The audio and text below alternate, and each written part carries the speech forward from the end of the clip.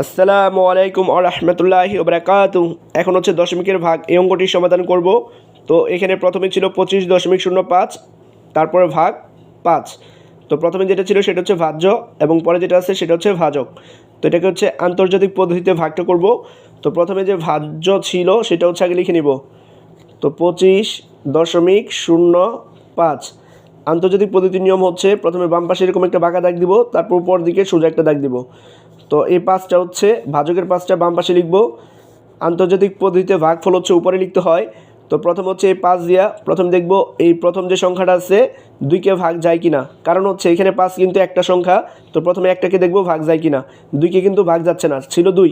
5-এর ঘরে যদি নামতে পারি 5 অক্ষে 5, ছিল 2, 5 কিন্তু বেশি বড় হয়ে যায়, তাহলে হচ্ছে এই 25কে ভাগ দিব। তো 5-5 = 25, তো ভাগফল হয় 5। তো 5 লিখব উপরে, আর এখানে লিখে দিব হচ্ছে 25।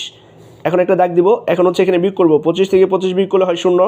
0 লেখার প্রয়োজন নাই, পাশে যে দশমিক ছিল সেই দশমিকটা উপরে নিব, আর একটা করে সংখ্যা আমরা উপর থেকে নামাইতে পারি, তো 0টা নামাই দিব। 0 যেহেতু উপর থেকে নামাইছি তাহলে তাকে অবশ্যই ভাগ দিব। তো 5 দিয়ে এই 0কে ভাগ দিব। 5 দিয়ে কিন্তু 0কে ভাগ যাচ্ছে না, তাহলে কী করব, এই ভাগফলে একটা 0 লিখব, এইখানে ওই 0-র নিচে একটা 0 লিখব, পরে দাগ দিব।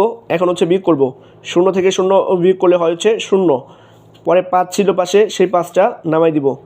যেহেতু উপর থেকে নামাইছি 5টা, তাহলে তাকে অবশ্যই ভাগ দিতে হবে।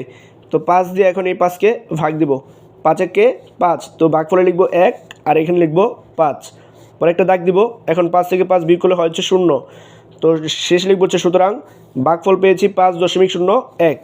তো এখন লিখব হচ্ছে ভাগফল 5.01। তো এটাই হচ্ছে এই অঙ্কটির সমাধান।